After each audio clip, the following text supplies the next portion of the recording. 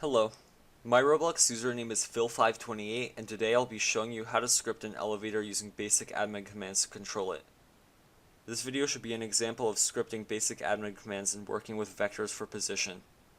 Note that I've already built this elevator, and in another game I've already scripted it to move up and down floors, but this video will still show you the game development process and me recreating the elevator control script.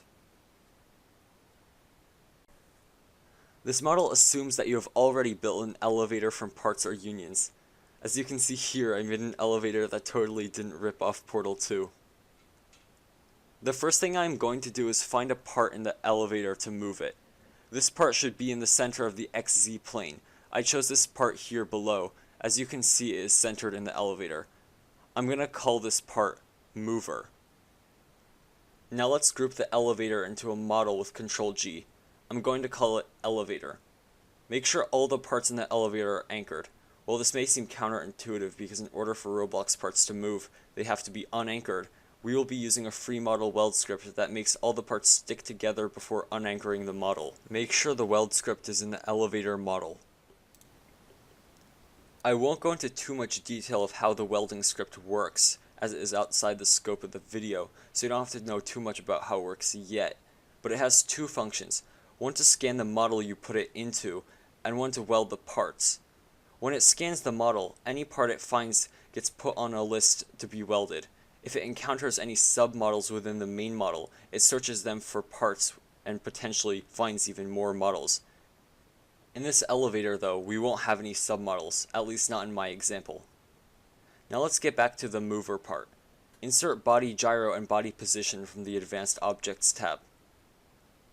For this example, body gyro will be used to simply hold the elevator at an upright angle, protecting it against pushes and forces that a character might exert upon it.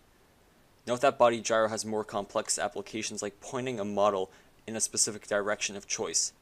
Make it so every component of the max force is 4 million. Max force means the maximum force the body gyro is allowed to use, and does not imply that the body gyro will use that much force. Body position moves to a position denoted by the property position. Again, let's set the max force to 4 million for every x, y, and z. The property p means power, and is equal to force times velocity. Therefore, increasing the power will increase the velocity of the elevator.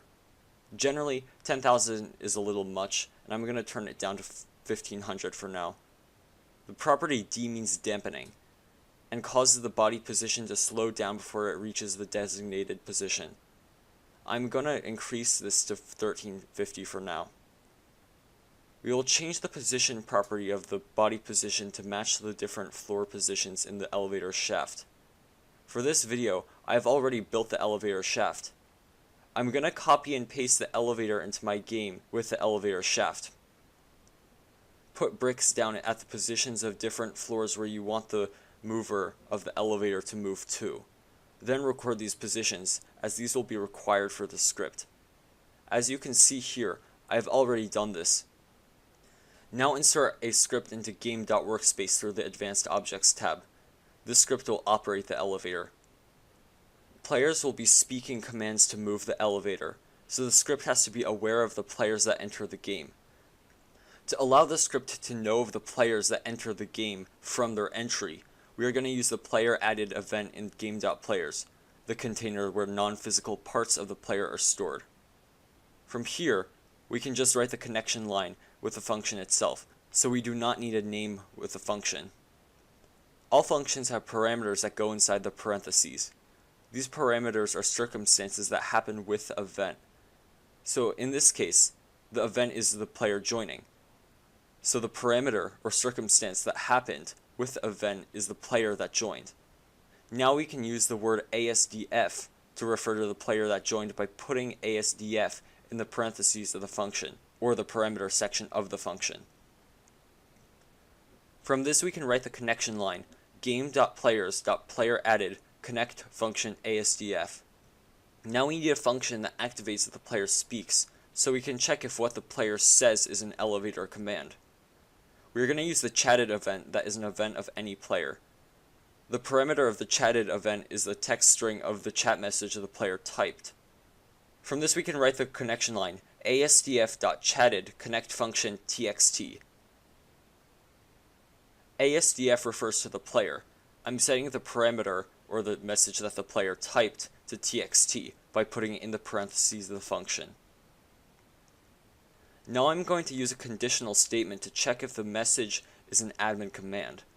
From here I can write if txt double equals in quotes floor 0 then, which means, so if the text that the player chatted is the same as floor 0 then. The double equals sign is required for conditional statements. The segment that comes after the word then will make the elevator move to the basement floor. To make the elevator move, we have to edit the position property of the body position in the mover brick of the elevator. As you can see here, the elevator is in game.workspace. From this we can write game.workspace.elevator.mover.bodyPosition.position equals vector3.new 17.6, -29.1, 0.3, end parenthesis. Note that to create this vector3 value for position, all I had to do was copy and paste the position of the brick I laid down to mark the basement floor, and surround the position in parentheses after the word vector3.new.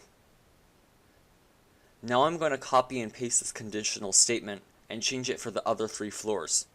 The position markers are no longer required once you copy and paste their positions into the script.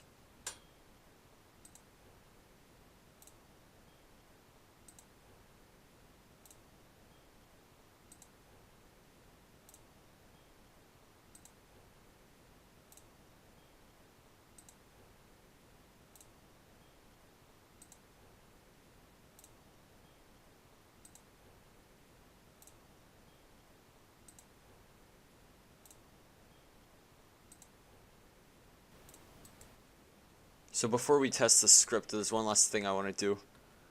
Of course I accidentally put the script in basement. It doesn't really matter where it is, but I'm just going to put it in workspace because it's easier to find. So I want to set the elevator initial position and the body position when it starts out to be equal to this part right here. Because right now you can see it's at 050, so it would rise when the game first starts. So I'm going to copy this and put it here. So now we're ready to test.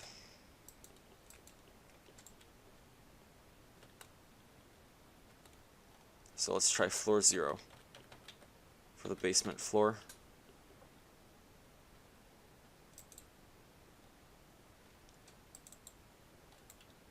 So it's working.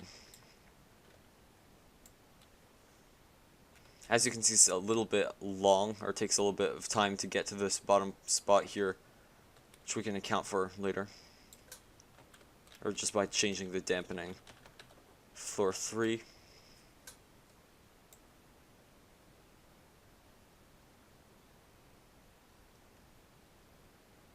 Yeah, it takes a little bit of too long. Also, you notice that right here it's a little bit high, which we can account for in the script. So the first thing I'm going to do is I'm going to change the dampening to be less at 1250 like it was before. And then in the script, I'm going to make a variable called ds. And this is just a shortcut so I don't have to copy and paste it over and over again. So ds equals vector 3.new 0, -1, 0. So what this is going to do is it's going to create a vector that will just be the change that we have to do to make the elevator bottom actually where it should be. Because you'll notice it's a little high, so I'll just change it by -1, or by adding -1. It's right here. We can try again. Actually, I'll make sure the initial position is also accounted for in the -1 displacement.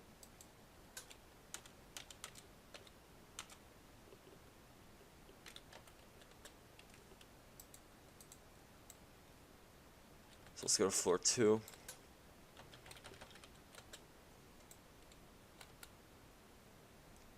You'll notice that's just a little faster in terms of the wait time.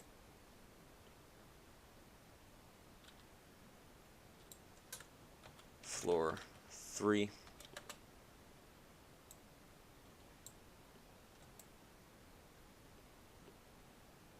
So yeah, it's going up to the correct spot. Hope this helped.